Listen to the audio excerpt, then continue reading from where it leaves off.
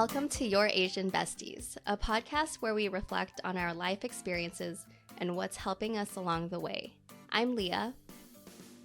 I'm Marin. And I'm Ray. Each episode, we talk about a topic unscripted and unfiltered. Today's topic is Asian identity, and I, Leah, will be moderating. Let's get started. So my first question for you both, we're just jumping into it, is what does being an Asian woman mean to you? Well, I'll just jump in and say I'm still trying to figure that out. I think we all mentioned, in our first episode how we may have shied away from our Asian identities growing up, partly as like a survival strategy of just wanting to be taken seriously and wanting to be seen for who we were. And that we're all in the process of trying to reclaim that identity. So for me, I think it's a work in progress, but I am proud to be a Japanese American, to be an Asian American, and I'm making it a priority to connect with, my community more in that way, and to try to be more of an active, advocate within the community. Especially because we actually were a victim of a hate crime last year. And so these are issues. The anti-Asian hate is like an issue that is showing up at my home. It actually happened on Christmas Eve. So yeah, I think my Asian identity, it's like kind of exploring it in these different areas, whether that's political, whether it's personal, trying to learn more about my history and my ancestors and find that connection again. And I think as me and my husband, are talking about starting our family, that I'm finding that is an important part for me to try to pass on, especially with the loss of my mom. And I'm just trying to see that as a way to stay connected to her as well, and how can I carry on that legacy within my own life and maybe to my future children. So to kind of answer your question, I feel like as with any identity, I think there's the identity of like how we are perceived by the outside, how we perceive ourselves, and how we perceive ourselves within the community. And so like what Marin said, I think I'm determining what it means to be an Asian woman, but it does differ across all of these contexts. And so I know what the stereotypical or what the expectation of an Asian woman is from the outside. And I think I tried to play that part for a very long time.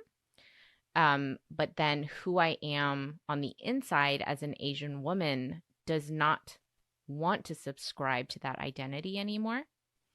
And so for me, it's a constant like, okay, well, what parts am I going to keep and what parts am I going to reject?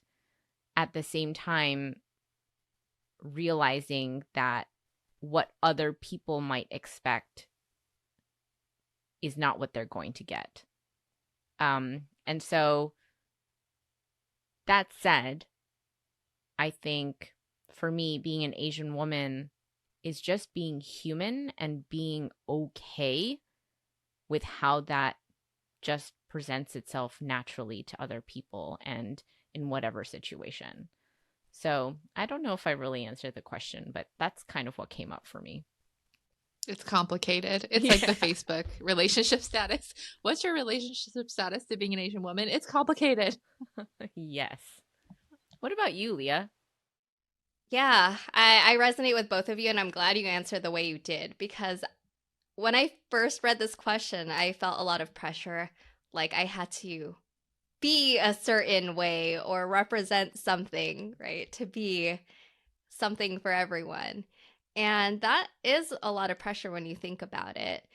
And to know like none of us have it figured out, and it really means something unique to all of us, and it is just living and being who we are, however that shows up.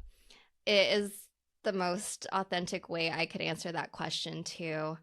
And what frustrates me, though, what I've found myself doing is sometimes reflecting on growing up, I wonder how much of my experience was based off the assumptions that people made of me as being a female, as being Filipino, right? As being some docile Asian who is, of course going to work hard and, which is unfortunate because I did meet those stereotypes, but I didn't know how much of it was me who enjoyed working hard and did I get the job because they just assumed I'm not going to talk back and not make a big fuss about being promoted or, be vocal about anything and just keep my head down, right? And now I find myself gravitating very similar to you on how might I kind of break some of those stereotypes or how can I make it so whatever assumptions they have of me within those first 10 seconds, I can counter it, right? And over the years, I've done Toastmasters. I've learned how to speak and present well. I've, made it like I work in the tech industry and I don't see that many Filipino designers in the tech industry in leadership. And I think about all these things. I'm like, why is that, right? Like, a Filipino is going to be a nurse or whatever. Like, there's so many stereotypes. And I mean, here's a funny example. Like, I was on a cruise ship a few years ago with my husband during our honeymoon, at the buffet, whatever, like getting food, and so some other guests like mistook me for someone who worked there. And it's just like so awkward. Like, why? Like, I'm not dressed in uniform. Like, why would you assume that I'm not a guest here, right? And it's experiences like those that just piss me off because it's like I have to break these stereotypes. Like, you have to know that you can't just have these blanket assumptions about someone based on how they look. And yeah, I think the last few years have just been how might I, even in micro ways, I guess it's like the opposite of a microaggression, like in micro ways, prove, right, that I am not the stereotype that you're assuming me to be. I wish I had one of those bullhorns, even though that would be bad for the audio. Yeah. But I 100% agree because as you're both speaking, something that really pisses me off is because I have a small business. And I do a lot of API, centered events and things. So when I type in the word Asian, and especially Asian woman, the only things that come up are like Asian woman models, Asian woman beauty. It's all this objectification, which of course we've seen is so dangerous, with all the violence towards not only Asian elders, but Asian women, what happened in Atlanta. And so I too, definitely want to blow up all of those stereotypes that I felt like also growing up that I was always underestimated and kind of like, what's the word, infantilized, being made a child, like well into my 30s, people are just calling me like sweetie, honey, child, like, patting my head. As Leah said, underestimating that you'll ever speak up for yourself or advocate for yourself. And I mean, I've had really horrific experiences, in my work life, even. I was mentioning to my husband the other day that I was at a work conference once, and this older white man like actually propositioned me during the conference. I was there alone representing my company, and he was trying to get me to go up to his hotel room and telling me he was trying to manipulate me and saying that, well, I'm still attractive for my age, but that won't last forever. And, and it's just, that's the kind of stuff, as she said, there's microaggressions and there's macroaggressions. There's actually violence. And that was an instance where I actually had to leave the conference. I called up my CEO and just said, I don't feel safe here. I can no longer be here. So some of these stereotypes of just being like a cute, subservient Asian woman, it actually is very dangerous. And that's the part that really pisses me off. Not only you underestimating me, but actually like threatening me and, causing me harm. And so, yeah, sorry, that was just a rant, but I just think we've seen the real world implications of these stereotypes and that type of propaganda, and how dangerous it can be. Yeah. I mean, I think as we're saying at our certain age, we can look back at all these experiences that we've had from the time that we were young through our adolescent. And there can be a lot for me, like there's just a lot of like anger there and resentment there to think of all the things that my younger self had to put up with. And as you're saying, we had the weight of those expectations of having to be perfect, perform perfect, look perfect in every way, on top of also trying to be different and be like, this is not just who I am. Don't lump me into this stereotype. Don't dehumanize me. And that's part of also just being a woman.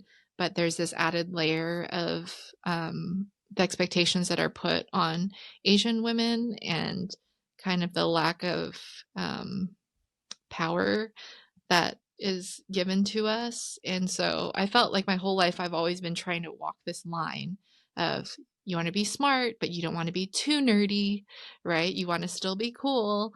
You want to be pretty, but you don't want to be too like overly sexualized. You don't want to be a fetish. And it's exhausting. And I think that's why we're all sick and tired of it. So as we started off the episode of just wanting to be like, yeah, Asian women are us. We're just who we are, and we get to define that from the inside out. And none of this propaganda can tell us otherwise. So Yeah. And going back to like the dangers of it, like I have a daughter and I am actively making a conscious effort to make sure that we see examples of Asian women, particularly, who aren't afraid to defy those stereotypes, who actually are completely free to be who they want to be. And so, like in the books that we choose, in, the like the play dates, the people that we choose to hang out with, we want her to see a lot of instances of really just strong women, um, and strong Asian women who aren't afraid to just do their thing. And I think it's really important that we raise the next generation of children to have better representation, to have better models to look up to. You're jumping ahead. You're talking about the future, which Sorry. we'll get. It's okay. We'll get more to in a bit. Um, but I like that. I wanted to take us back to. We started covering this a little bit. I think naturally, trying to identify what being an Asian woman means to us. But are there other distinct experiences growing up? Right. So, right, all the things you experience that you're proactively giving your daughter, right, exposure to, right? What was that in the past for you? Like, what was the opposite that you experienced to give you that foresight and that? Yeah, that's a really good question. And I'm sorry I jumped ahead. Ha, ha. I think it's like everything always relates back to my daughter. So it's like a natural like progression for me to talk about that. But, when I was younger, I, being raised in Korean culture is especially challenging because there is so much hierarchy in the language and in just sort of like the traditions and expectations of gender roles.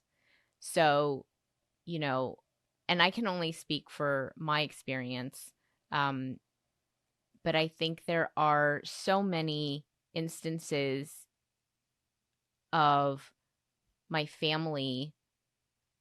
Like my grandmother even taught me how to laugh, like when I was younger, she was like, that laugh is too loud for women. Or that laugh is not attractive to men. Um, and just like so many instances, just like these little micro instances of correcting me on the correct way to behave. And it was never like to protect me. It was always to make it easier for other people. There was this instance where I was at LACMA, and there's the Korean artifacts exhibit. I think it's a permanent thing exhibition. And I remember I saw like this knife that women used to carry around on their necks. Um, and for what I assumed to be protection against like sexual predators, right? And the docent was like, oh, no, no, no. That knife was there so that if they were violated, that they could kill themselves. I was like, wait, so Korean women walked around with a knife around their neck so that if they were to be violated, they don't protect themselves, but they're going to kill themselves because they've dishonored their family. That made me so angry and like really shocked. And like that sort of like misogyny, that sort of expectation that Asian women, Korean women have to live their entire lives to make other people comfortable is just embedded in every little tiny behavior, memory, everything. And so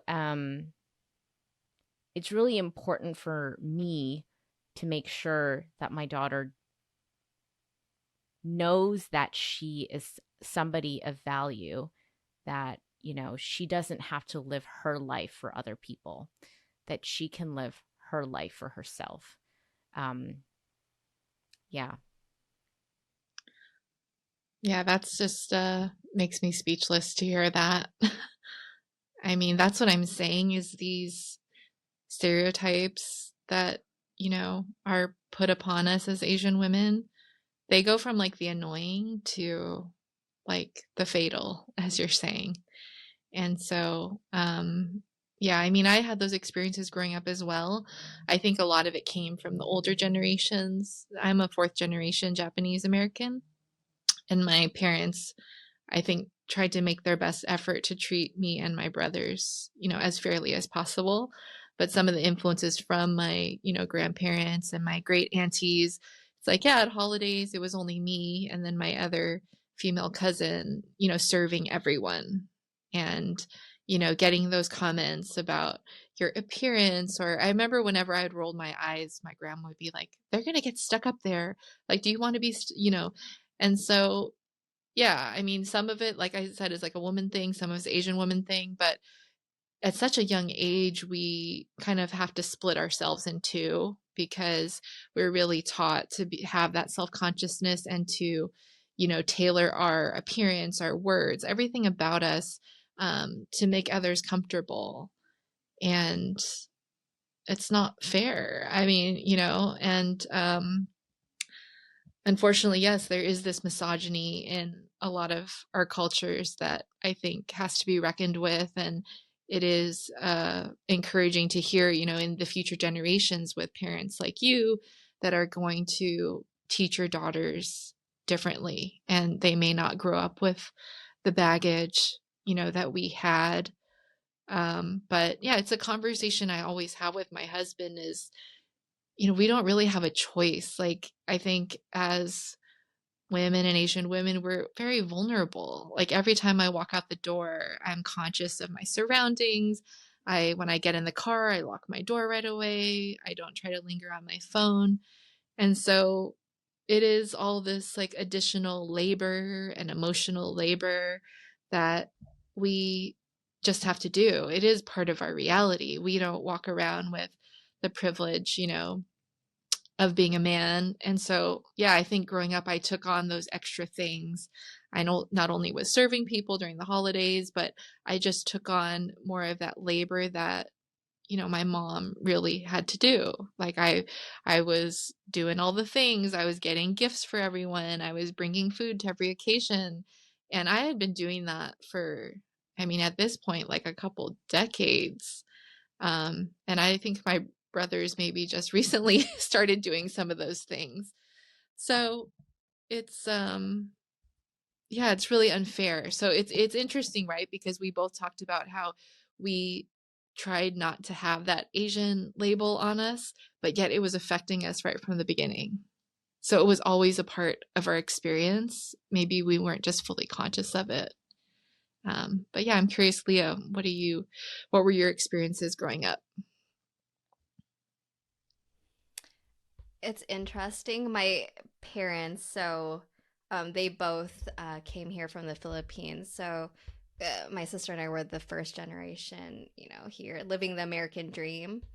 And there was a high value placed on education. So eh, I guess in a good way, I leaned into getting good grades at school because what it meant was my parents did all my laundry, did the dishes, did chores. So my sister and I could focus on our studies. And I remember like taking pride, like even as a teenager, and being like, yeah, I don't cook. Like, I don't know how to cook. And I never plan on learning how to cook for that reason that it was such a female, like stereotype thing to do. And, like I feel like any wins that I could have, once again, to break those stereotypes in a way that was still permissible, I guess, by my parents, I really leaned into. So I remember that. But of course, with large family parties, you still can't avoid, yeah, the comments of like, hey, are you getting fat? Do you have a boyfriend? Da da da, right? It's like, well, one, my mom didn't allow me to have a boyfriend, yet like every family member at every holiday would like ask about that. And it's so interesting. Or yeah, like how you dressed.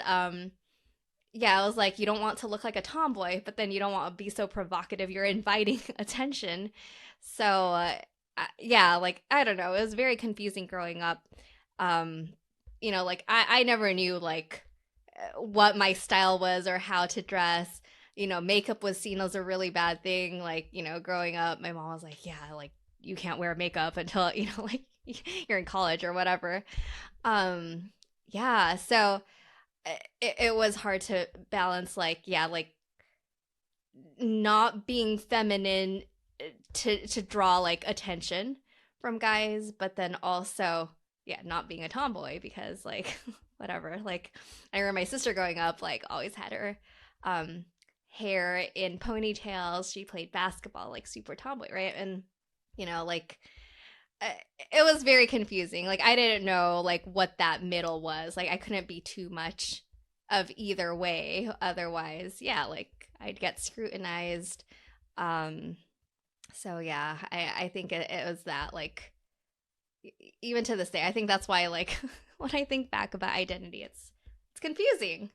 Like yeah, like what was me and what was yeah like the narrative, or yeah what my parents were telling me, or all the bad stories about yeah your face getting stuck somehow if you like made really like ugly faces. um yeah. Glad I'm not a Those kid are anymore. so relatable. Those are so relatable because when you're talking about like being a first generation American and how your parents kind of did everything so that you could focus on your studies, I didn't realize that that's kind of the thread um, that I could trace back to my own like not being able to cook. I mean, in addition to like my mother actually not being able to cook, we did a lot of like takeout, like cheap takeout um and so I think it's really funny. Actually, I have nothing more to say other than I can relate to this and I have to think about it more. I Yeah, I do have a funny memory. Like, I don't know how old I was. I was in elementary school and I love that show Full House. And so for Halloween one year, I was like, I'm just gonna go as Stephanie, who is like the middle daughter character, who is, I guess, around my age. So I just went out like in my jean culotte things with the belt and the shirt tucked in, very like 90s. but I didn't have a blonde wig, and I just went like trick or treating because I think at that age I didn't really have a concept of race. And so I would just go and they'd be like, "Where's your costume?" I'm like, "I'm Stephanie. Don't you watch Full House?" And I don't know, it was just it's really funny because I also think like I know Duray and I, having gone to the same elementary school, we grew up with a lot of that type of messaging, like we're all the same, everyone's special, right? And so for a time, like when we were young, maybe we could believe that, but then over time, and especially now looking back, we can see like all the ways that that wasn't necessarily true and how, it definitely comes into play. Um, but yeah, I just feel bad for all of us, like all of our younger selves. I just want to tell them, I wish you didn't have to work so hard and that it wasn't so complicated and that, I just wish that we did have more representation and that we were just able to be free and be ourselves for maybe longer than we were able to. Yeah, no, exactly that. So, what would you say, moving into the present, how has your identification with being an Asian woman shifted over time? Maren, you want? Hmm.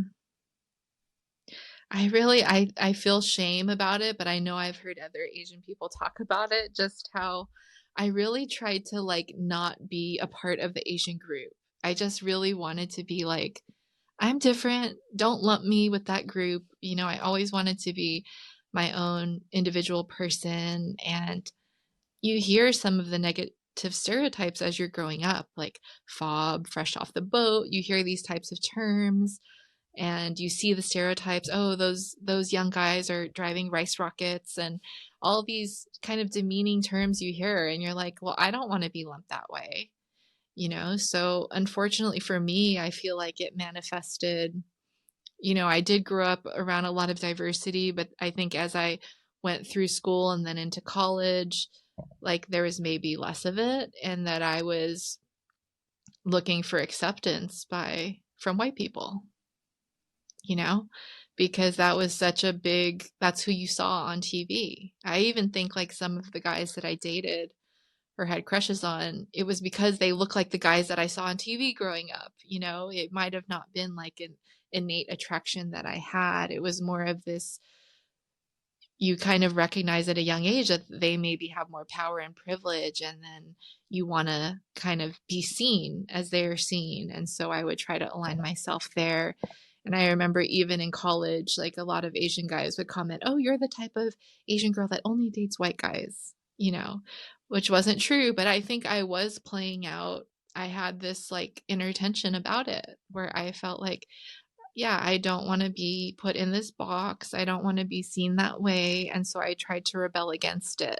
And then, over time, I've tried to kind of boomerang my way back and try to reclaim that part of myself. But it was like, it's been kind of like a healing journey and having to acknowledge, why I did the things I did and to not overly judge myself for them because there is kind of larger reasons outside of my control. And as a young Mm, person, you are just trying to fit in, yeah. So yeah. What about you, Ray? Well, I was actually going to ask you because, I noticed that also something that I noticed is, your small business is very specifically about, embracing your Asian identity, and like going kind of back to that younger childhood of maybe the childhood that you wish you had embraced. Um, you're doing that now. And so I don't know if you want to talk a little bit about that, your small business, but Yeah, I mean, I think growing up in the 90s, like Sanrio was so big and I loved it. I love going to the Sanrio store and picking out my backpack and my stationery. And I still love it now. I mean, I think I like found it again, during the pandemic time. But then I lost touch with that part of myself as I was growing up because I wanted to be taken seriously, because I didn't want people to see me and just be like, oh, you're just like a cute Asian girl, or you're a fob, or this and that, you know? And so I'd always kind of veer away from that cutesy, kawaii culture, you know, which is a part of Japanese culture. And now it's like so mainstream and everyone's into it. But it just, yeah, it felt like it could have been a negative thing, like for me. So I am definitely healing that inner child and letting myself just be, you know, have no shame in liking cute stuff. I think especially Leah and I are on the same page with that. We're like, we love all the stuff that the little girls love, you know? And that's fine, and that's who I am, you know. And it doesn't mean like every Asian woman has to like cute stuff, you know. It's like, it just, so what, I'm just an Asian woman that happens to like it, and it is a part of my culture, and why not, you know? So Yeah. I think for me, I can kind of relate a lot to that, of rejecting my Asian identity when I was younger because it wasn't safe, and it wasn't uh, allowed in many ways. It wasn't considered cool. You know, K-pop wasn't cool back then. You know, Korean barbecue wasn't cool back then. You know, smelling like garlic was not cool back then. Um, and so I didn't want to be othered for being different back then. And so, you know, I really shunned away from it. And now, you know, it took a lot of living in South Korea to be like, hey, this is what my culture is. This is, um, there are lots of things about this culture, the government, the politics that are better in many ways, you know. Like I was very fortunate to be in South Korea during the pandemic, and it was really lovely to have a government who knew what they were doing, and who took care of the people, and to have an educated public to know how to take care of each other, you know. And I think that was kind of a really big turning point for me, you know, thinking, you know, like my internalized white supremacy of, oh, American culture is superior, is, um, you can't, there's nothing wrong with it. And I realized during the pandemic and during, you know, the Black Lives Matter and like the presidential elections that actually, no, America doesn't have it all figured out. And why do I need to continue to subscribe to these antiquated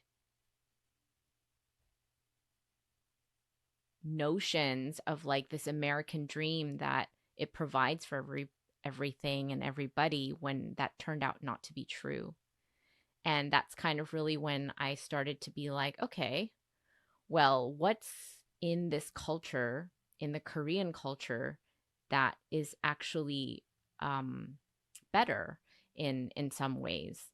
And that's when I was like, okay, there's a lot here that I was ignoring and saying was inferior, but I had it wrong the entire time. And so I'm kind of like at a crossroads of trying to marry these two parts of myself, of realizing there are good parts of being American and there are good parts of being Korean. Um, and how do I navigate through life recognizing the positives of both and working on the maybe not so positives of both, you know? And so that's kind of where I'm at, with, you know, resolving or understanding and being at peace with my Asian identity. That reminds me, when I was in college, so similar, like before college, like growing up, it did feel unsafe to, yeah, claim being Asian. In college, I felt more freedom to be interested in my culture. I ended up joining our Filipino culture club, uh, did Filipino culture night. So it was like this performance once a year where you learn a dance or do a skit. I was in a Filipino choir, and I really immersed myself in Filipino culture, eh, partly to see, like, I guess, like, could I belong, or where do I belong, and trying to answer some of those questions. I ended taking Tagalog for 3 years, right? So very academic, doing Southeast Asian studies. Um, I mean, but after college, like, I didn't feel any closer to my Filipino identity.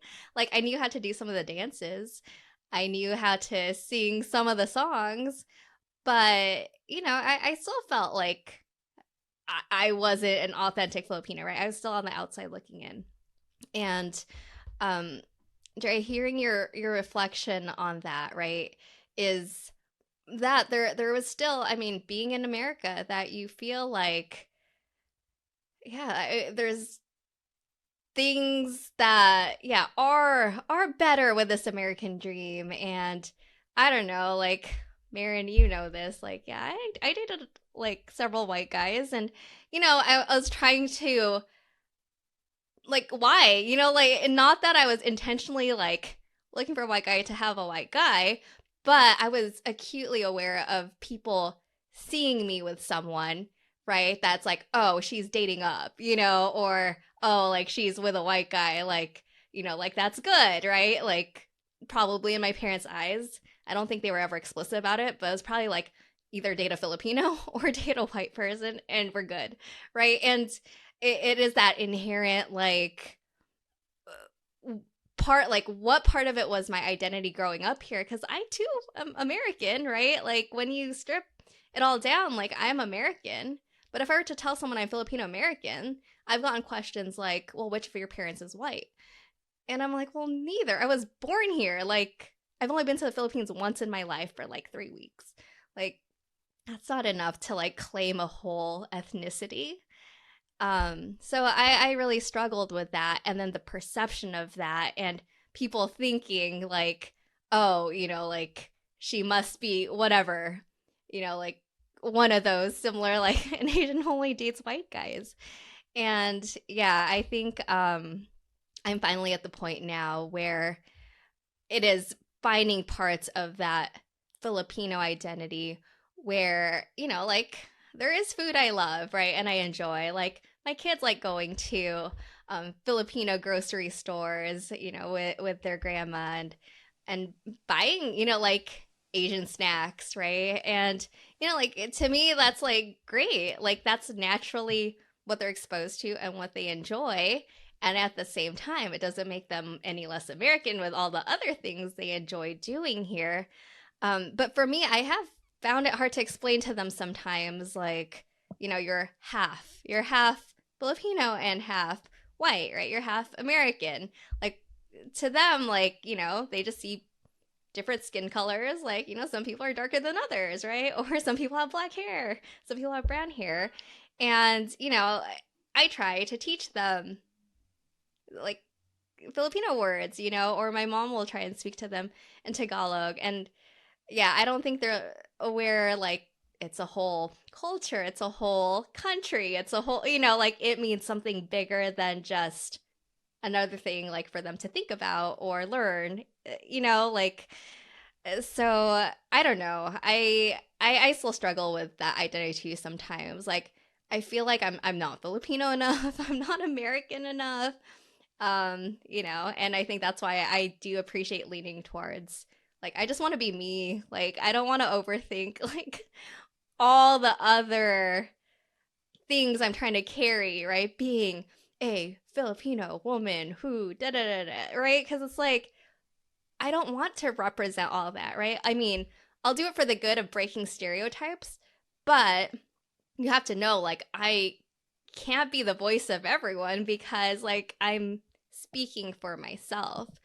And I think, yeah, I think it's being able to own those, but also not lose the me-ness in all of that, who I'm trying to identify with. That is challenging, right? Because you have a whole society or a system that still makes these assumptions. Yeah, it's really complicated. I mean, I felt that same way too, that not Asian enough, not American enough, but it's just not fair because white people in this country have the Yeah. luxury to be whoever the heck they want. You know, they've had representation on in every area, you know, and so it's it's unfortunate that if you're a person of color in this country that they, you know, that they want you to fit in a certain box, and if you don't, then they're going to try to push you in that because it doesn't like, you know, it's like they can't understand.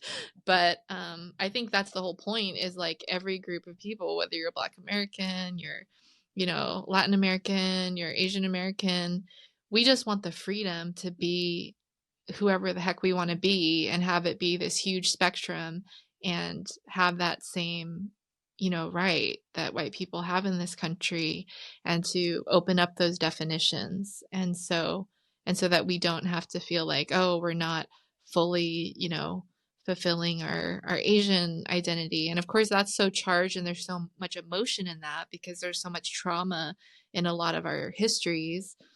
And it's very complicated. There's a lot of that, you know, ancestral trauma that comes down the line as well. And I think it's just all about, yeah, defining it for yourself and having that inner freedom and just letting yourself be, you know, one drop in the huge bucket that can be Asian Americans in this country. That's really the goal. Yeah. Um, Speechless. Well said. No big deal. Oh boy. All right. So, shifting gears, and thinking about the future, the next question or prompt is, how have your experience shaped the way you're raising your kids? Which Dory already answered a little bit, but that's okay. They're totally natural flow of the conversation. And then following up with, what advice do you have for younger Asian women? So I'll chime in here, just since I already started talking about my kids and, you know, teaching them. They have like Tagalog word books where they learn like what things are in Tagalog, and, you know, exposure to Filipino grocery stores. So I think it's that. I think it's just integrating these pieces of their culture into their everyday life. Once again, like they might not have the awareness of this whole country with this whole other half of their family they have yet to like learn and visit and only, you know, vaguely know about. But I think it's just normalizing that, right? That they have a rich culture they can pull from two different places, and there are elements of that they can adapt into who they are and who their own, you know, what their identity is. Like my daughter loves balut. Balut is a duck egg with like an actual duck in it, and she loves it and she knows it, and she gets a kick out of people who are like, you eat that, and she loves like bragging about it. My son like can't be in the same room when she eats it. Um, so it's great, right? And it's like, you know, I'm not gonna shame my son for not liking it, right? But I will cheer my daughter on for like, yeah, you know, like you found something you do enjoy and no one's forcing you to like it. So it's little things like that. So, you know, translating that to what advice I have for younger Asian women is really just that, like, find the parts of your identity that are authentic to you, right? And claim that as your own, because that's what makes you you. And you don't have to label it so much that it's this or it's that, or it because it fits a stereotype you can't like it, right? Like it doesn't matter, right? Like, Marion, you can speak more to this, but you know, if you like it, like why not? Why not immerse yourself in it and have it be a part of your identity? yeah, I think if I had to give advice to Asian women, it would just be to make time to, you know, for self-reflection and to get in touch with your own desires and your own wants, and to know that you are totally worthy of pursuing whatever that may be, whatever your curiosity, you know, is leading you to. And Yeah, because I'm sure, we do a lot of Asian women have so much pressure from their family, from society, and I would just want them to be able to know that they're worthy of taking that time and to listen to themselves and to develop that inner voice. I just think that that feeling of worthiness, because I didn't really have that when I was a young person, and I was always looking outside for that validation and for any, you know, messages that other people were telling me. And so I think the earlier that you can get in touch with your own voice and your own instincts, the better off you'll be and the happier you'll be in the end and the less regrets that you'll have. Yes, and to piggyback off of that, I feel like a really good prompt that helped me is understanding what kind of permission I was looking for, right? And so when you feel like that friction of something isn't quite right, I had to ask myself, whose permission do I need to go a direction that isn't expected of me? And why? And why am I allowing myself to find permission from somebody else about how I need to live my life? And so, for any young Asian women out there, if you find yourself like something is exhausting, or you're unhappy, or you feel like you're meeting everybody else's needs except your own, whose permission do you need to change your direction, and why? That's great advice. Yeah, I think it's just that feeling of like you're enough, you're worthy as you are, and you don't have to do anything to own that, you know? And that's something that maybe I think maybe a lot of us were missing because there maybe wasn't that verbal, our parents weren't always like, I love you, I'm proud of you. And so we're telling you, we love you, we're proud of you, and you're enough exactly as you are. And if you can just live with that mantra, I think you'll be on a good path. Great. So that's a wrap for today's episode. If you haven't already, follow us at Your Asian Besties on social media and subscribe to our podcast on Spotify or Apple Podcasts or wherever you listen to podcasts. And if you have a topic you want us to cover for future episodes, email us at yourasianbesties@gmail.com, and we can't wait to hear from you. So yeah, thanks for listening, and we'll see you next time. Bye. Bye. Bye.